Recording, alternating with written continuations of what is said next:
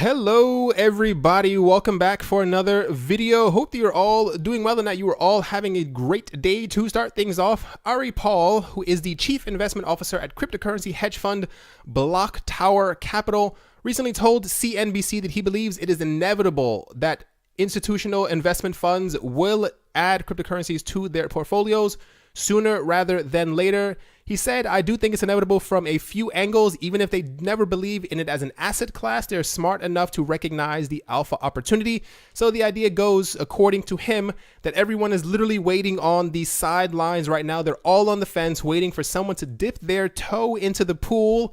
And he said, even if it's a small name that kind of gets into this, everyone else would kind of dump their money into it. He said, a small money amount is also something that is very important. He said, if someone like Yale decides to jump into it, everyone else will completely jump into the pool. Everyone's just kind of waiting because he said no one wants to look silly for jumping in first, but everybody wants to jump in, but they're just waiting for someone else to kind of do it, which I guess is the mentality of how we all act when it comes to certain things, especially when it comes to cryptocurrencies. But there are a lot of, not hedge funds, what's it called? Retirement funds that are based around cryptocurrency. So I'm kind of shocked that this hasn't already really taken off, especially when they see that the money is there. Next up, good news if you are holding Cardano. Smart contracts platform Cardano rose 10% April 15th after China-based cryptocurrency exchange Huobi announced it would be adding its ADA token. ADA token? ADA token. I'll say ADA token. Cardano, which founder Charles Hoskin confirmed had debuted on the exchange, sparked fresh enthusiasm among traders this month after he spoke about a number of other upgrades that would be coming to the platform. Among them, his work on Cardano's Shelly, which places more power in the hands of users, is also complete and rolling out, expected around Q2 and Q3. We're currently in Q2, so I assume that will be coming up soon. It's nice to hear some or any good news about Cardano. They are rarely in the news in like a prominent or dominant way. Usually the other major altcoins tend to take up the spotlight at the current moment. Cardano is actually up the most out of the entire market. The entire market is actually slightly down, I believe, by 2%, which I'll get into in a couple of seconds. It's not super important, but so it's nice to see that this is actually going strong while the rest of the market is still pulling back a couple of percent. Next up, the EU nation of Malta is moving closer to introducing a test that would clearly define when assets derived from ICOs are securities, which is the news of the month. Everything is revolving around securities. What's a security? What is not a security? Why this blah, blah, blah security? It's always about securities and anything around regulation.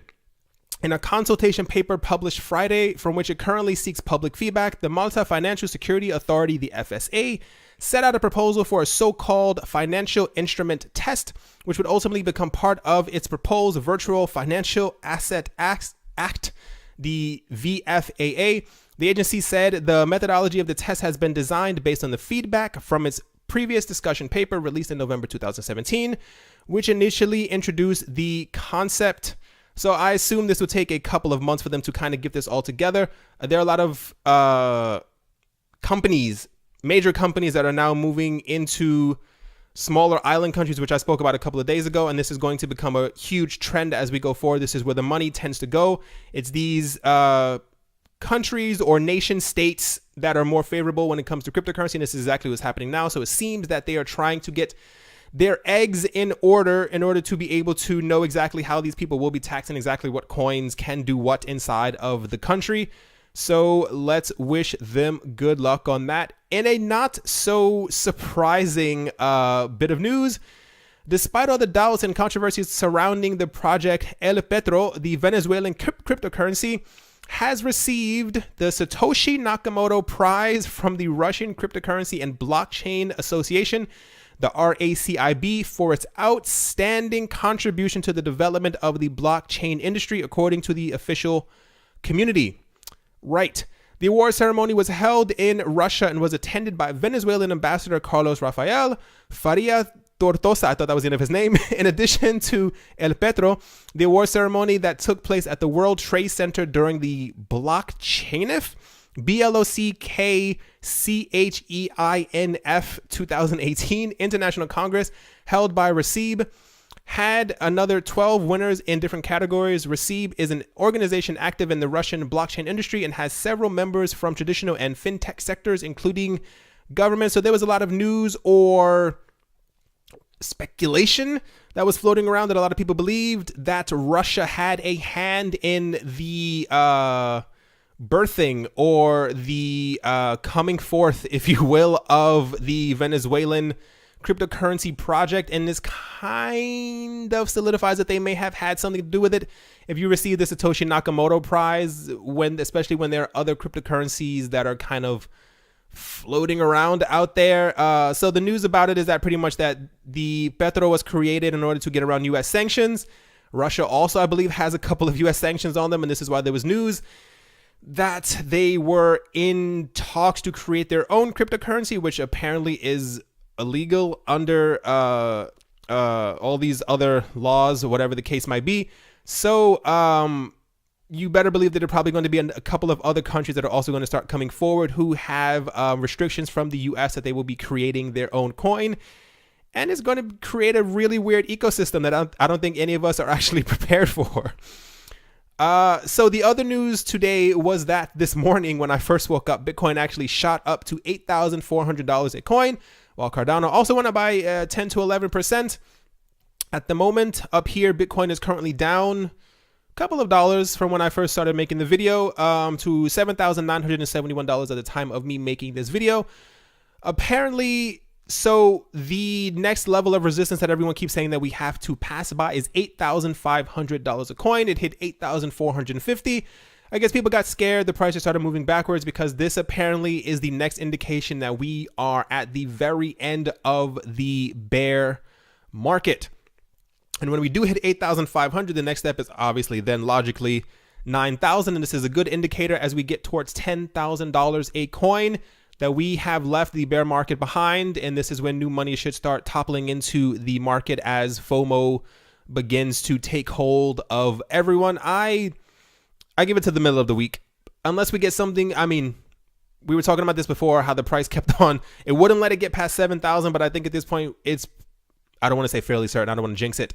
I think the market will do okay within about a day or two. I think we just need some good news to kind of push everything back up. Last thing to cover for today, on, I think it was March 31st, we were talking about that there was a huge joke going around that Vitalik had made. On April 1st, he said, haha, it was an April Fool's joke. I got you all. And then it seems that he actually may have not been completely joking, especially because a day after he said that I wasn't joking, people were actually talking about what was going on and how they actually thought it might be something significant. So part of the joke was that, for those who do not know, there is no cap on the amount of Ethereum that can be mined. It is meant to go on forever. The idea behind it was that as there's millions of Bitcoin that have been completely lost and will never be found again. The original idea was that eventually Ethereum would be also lost on the network. People would lose their wallets. People would lose their computers. The computers would be broken. Something would happen where this millions of Ethereum would also go lost and it would kind of hurt the system, what have you.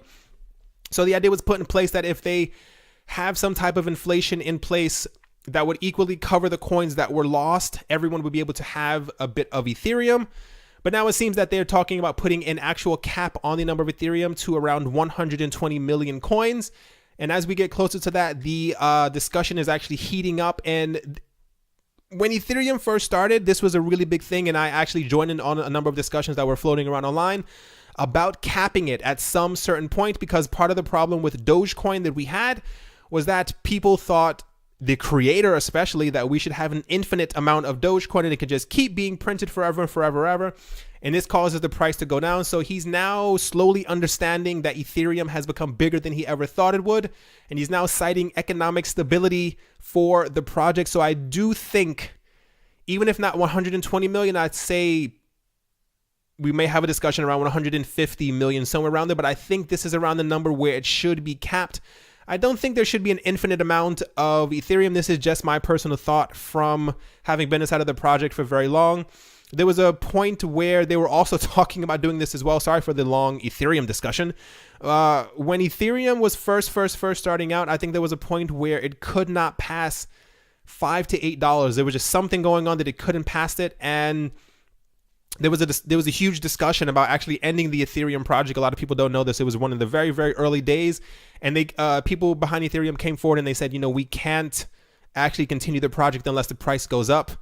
I don't know who pushed the price up. That's up for you to decide and or think about, but the price shot up to around like $20 a couple days after that because there was a lot of concern that Ethereum wouldn't be able to make it. So I guess this is kind of step 2 or 3 when it comes to the project, because they realize if you keep printing something forever, it's probably going to eventually lose its value, like a lot of the fiat currencies that we have floating around on this planet. All right, everyone. That is definitely going to do it for this video. I want to say not a lot of news, but I guess there was a lot of things going on. There's a lot of tiny things that are floating around. Nothing too major with any project. I hope you guys are having a great Monday. Hope you guys are enjoying your Monday. A lot of people do not like Mondays. Hope your Monday goes well. Hope you find money in the street. Hope crypto prices go back up, and I hope you have something good to eat for lunch. And yeah, I will talk to you all soon. See you.